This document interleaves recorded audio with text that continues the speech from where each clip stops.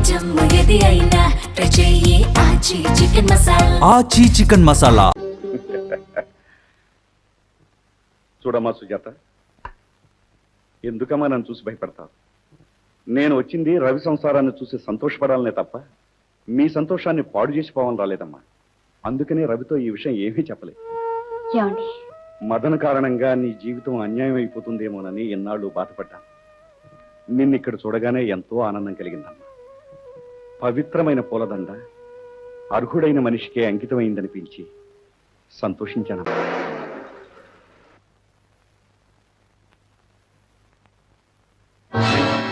రవి, నాకు చాలా ఆనందంగా ఉంది. చక్కటి ఉద్యోగం, ముచ్చటైన ఇల్లు. అంతా మీ తలవే కదండి. సుజా, వీరు నారాయణరావు గారు. ఈ రోజు నేను ఇంత వాడిని అయ్యానంటే దానికి కారణం వీరి ఆదరణ, ఆశీస్సులే. అనుకోకుండా హడావుడిగా జరిగిపోయింది కానీ అసలు మన పెళ్లి వీరి చేతుల మీదుగా జరగాల్సింది. నమస్తే. నన్ను మరీ అంత ఎక్కువ చేసి చెప్పడం అతని మంచితనమే తప్ప నిజానికి నేను చేసింది ఏమీ లేదు. అంతా తన స్వయం కృషి. మంచినీళ్ళు తీసుకొస్తాను. రండి, కూర్చోండి.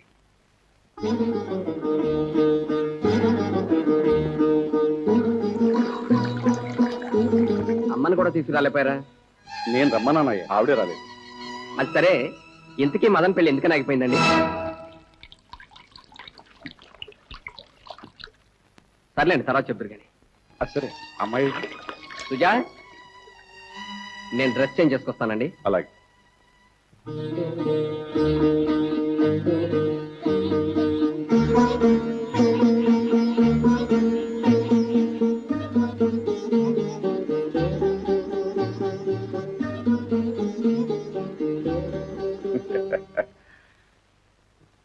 చూడమ్మా సుజాత, ఎందుకమ్మా నన్ను చూసి భయపడతావు?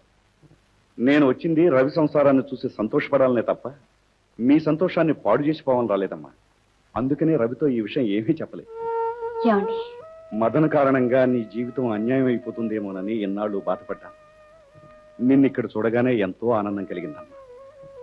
పవిత్రమైన పూలదండ అర్హుడైన మనిషికే అంకితమైందనిపించి సంతోషించానమ్మా. మీరు నన్ను క్షమిస్తారని అనుకోలేదు. పిచ్చి తల్లి, నిన్ను నేను క్షమించడం ఏమిటమ్మా? నీ జీవితాన్ని నువ్వు ధైర్యంగా దిద్దుకున్నావు. మదన్కి కన్న తండ్రిని, రవికి పెంచిన తండ్రిని.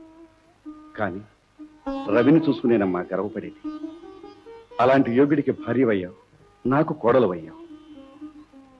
ఒక విధంగా నేను అదృష్టవంతున్నమ్మా. రవి, ఓసారి ఇలా అమ్మాయి పక్కన నిలబడి. ఏమిటండి?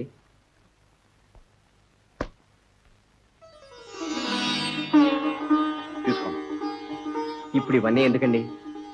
ఎందుకేమిటయ్యా, మీ పెళ్లికొచ్చి కానుకలిచ్చి దగ్గరుండి దీవించవలసిన వాడిని రాలేకపోయాను. ఏదో నా ఆనందం కొద్దీ తెచ్చాను. తీసుకోండి. 100 కాలాల పాటు మీరిద్దరూ కళకళలాడుతూ ఉండాలి. బహుమతులు అందుకొని మురిసిపోవటమేనా? భోజనాల ఏర్పాట్లు ఏమైనా ఉన్నాయా? రవి, అమ్మాయి లక్ష్మీదేవిలా ఉందయ్యా.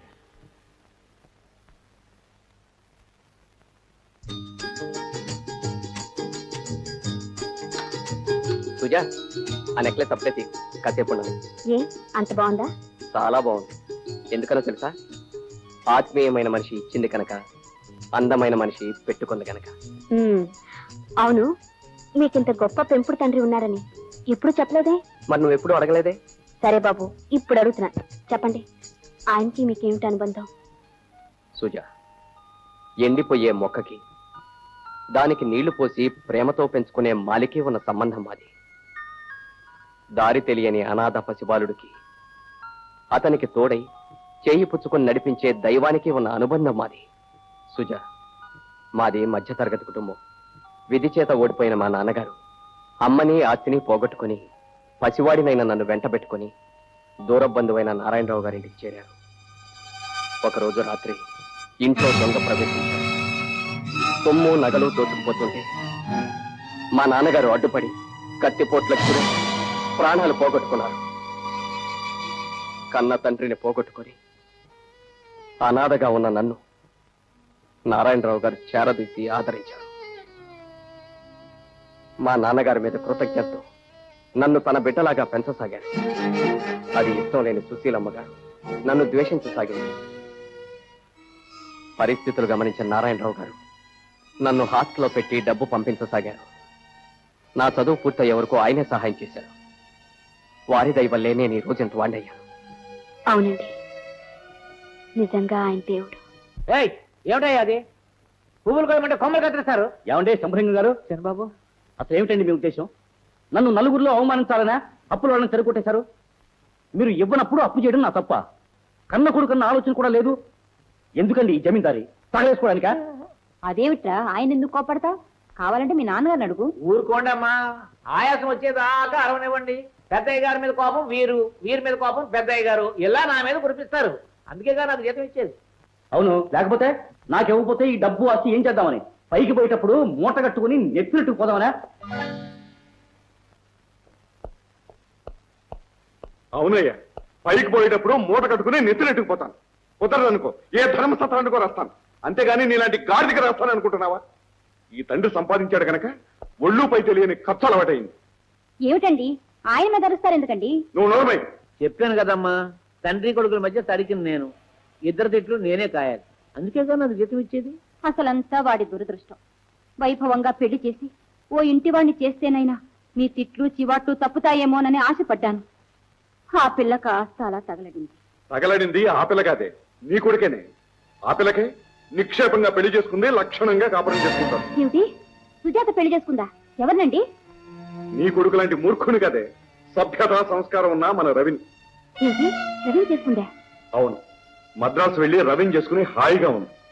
వాళ్ళిద్దరిని చూడగానే నాకు లక్ష్మీనారాయణ అనిపించారు. నువ్వు నీ కొడుకు మద్రాసు వెళ్లి వాళ్ళ కాళ్ళు కడిగి నీళ్లు నెత్తినేసుకురండి.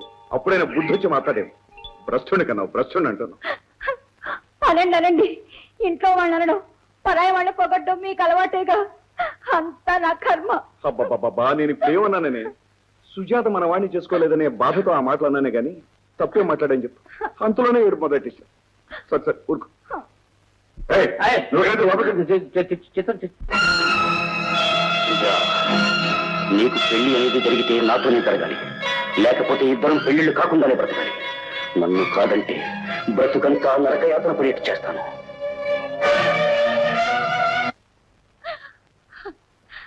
ఒక్కగానొక్క బిడ్డ ఏమైపోయాడో ఏమో. ఊరుకోండి అమ్మా, ఊరుకోండి. భగవంతుడు దయామయుడు. ఏమిటి తీరిగా గుర్తు ఏడుస్తున్నారు? ఏం జరిగింది? ఏమయ్యా? చెప్పలేను బాబు, చెప్పలేను. ఆ వార్త మీకు చెప్తే మీరు కూడా ఏడుస్తారు. నేనేం అడవను గాని ఆ విషయం ఏటో చెప్పాడు. ఇదిగో, వ్యర్థ వేషాలు మనం చెప్తావా? ఎత్తి వీధిలో విషయం ఏంటా? అటువంటి కార్యక్రమం ప్రారంభించదు బాబు. అబ్బాయి గారు ఈ ఉత్తరాన్ని మనకు వదిలేసి ఎటో వెళ్ళిపోయారు. అయ్యో నాయనా మను, ఈ అమ్మ కడుపులో చిచ్చి పెట్టి ఎక్కడికి పోయావురా నా తండ్రి? వేస్తున్న వేషాలు, చేస్తున్న అల్లర్లో తలక ఇదొక నాటకమా? ఏమే, చస్తాను అన్నవాడు ఎప్పుడు చావడే. అదే మాట్లాడండి.